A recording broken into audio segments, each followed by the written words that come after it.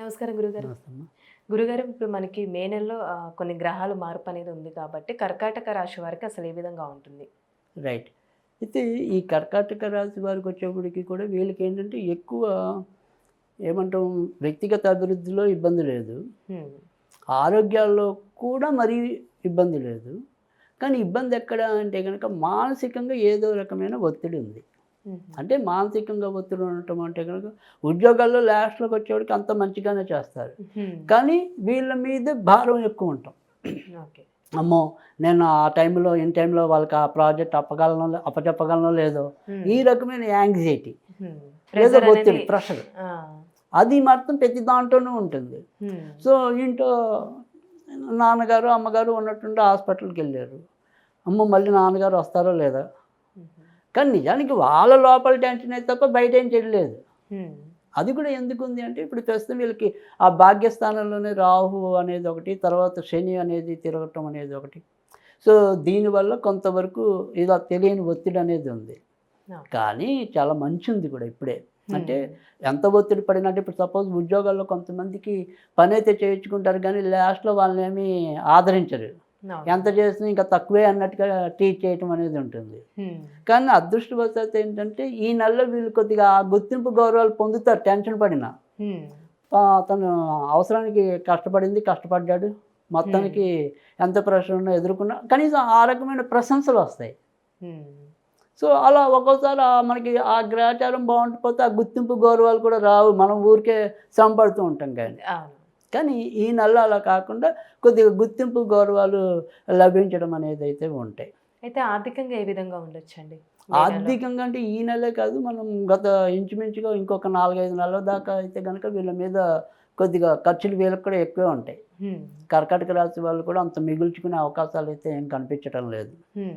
తర్వాత రెండోదేంటంటే ఒక్కోసారి ఆకస్మికంగా ఏమైనా సరే ప్రయాణాలు చేయవలసిన విధానం కూడా ఉండటం. హ్మ్. సో, అది ఉల్లాసయాత్రలు అవ్వచ్చు, ఉన్నట్టుండి అప్పటికప్పుడు అనుకున్న తీర్థయాత్రలు అవ్వచ్చు.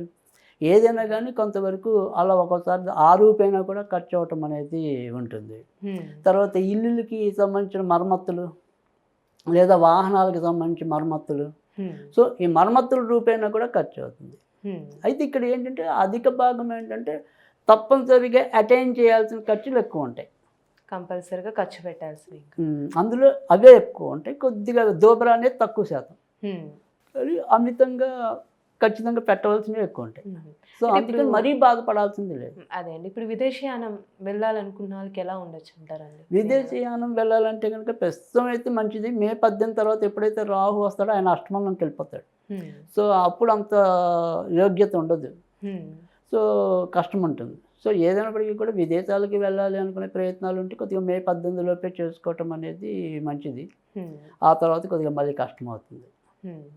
ఈ వివాహ ప్రయత్నాలకండి వాళ్ళు ఈ మే నెలలో కుదిరే అవకాశం ఉందంటారా? మే నెలలో కుదరటం అనేది చాలా తక్కువ అవకాశాలున్నాయి. హ్మ్. ఎందుకంటే వీళ్ళకి ఏదైతే ఇప్పుడు ప్రస్తుతం అయితే గనక అంతక్రితం ఉన్న 2 ఏళ్లతో పోలిస్తే కొద్దిగా బెటర్ ఉన్నారు. ఎందుకంటే అంతక్రితం 2.5 ఏళ్లుగా వీళ్ళకి అష్టమ శని అనేది నడిచింది యాక్చువల్‌గా కర్కాటక రాశి వాళ్ళకి. హ్మ్. సో, మొన్న మార్చి 29న శని ఎప్పుడైతే మళ్ళీ మారాడో అప్పుడు వీళ్ళకి అష్టమ శని అనేది వెళ్ళిపోయింది. ఓకే. సో, శని వీళ్ళకి వివాహానికి సంబంధించిన ప్లానెట్. హ్మ్. సో, ఇప్పుడు ఆయన సొంత నక్షత్రంలో ఉన్నాడు కాబట్టి కొద్దిగా బలమైన ప్రయత్నం ఉంటే గాని అవ్వదు. హ్మ్. అంటే ఏవో సంబంధాలు అవే వస్తాయిలే, మనం చూద్దాంలే అనుకుంటే అవ్వదు. హ్మ్. ఒక యుద్ధ ప్రాతిపదిక మీద మనం ఓకే. డే అండ్ నైట్ అదే పట్టుదలతో ఉంటే తప్ప హ్మ్. అయ్యే అవకాశాలు తక్కువ. ఓకే అండి. అయితే మరి ఈ రాశి వారికి మే నెలలో ఎలాంటి పరిహారం చేసుకోవాలంటారండి? ఈ మే నెలంతా కూడా వీళ్ళు సాధ్యమైనంత వరకు కూడా సుబ్రహ్మణ్య స్వామికి సంబంధించినవి ఎక్కువగా చేసుకుంటూ ఉంటే గనక ఇటు వృత్తి ఉద్యోగాల్లో మరింత డెవలప్‌మెంట్స్ లేదా ఒత్తిడి తగ్గటం. హ్మ్. తర్వాత సంతాన పరంగా కూడా అదృష్టం అవి పెరగటం. సో, అందుకని సాధ్యమైనంత వరకు కూడా బుద్ధిబలం బావుండటం. వీటన్నిటికి కూడా సుబ్రహ్మణ్యుడు కావాలి. సో, హ్మ్. సుబ్రహ్మణ్య స్వామికి సంబంధించిన ఆరాధన అంటే ముఖ్యంగా సుబ్రహ్మణ్యుడిని మనం మంగళవారాలు, గురువారాలు ఆరాధిస్తాం. చేస్తుంటారు. సో, అందుకని మంగళవారాలు సుబ్రహ్మణ్యుడికి లేదా గురువారాలు గాని ఆయనకి సంబంధించిన స్తోత్రాలు చదవటం. లేదా దగ్గరలో ఆయన ఆలయాలు ఎక్కడైనా ఉంటే ఆలయాలకెళ్ళటం.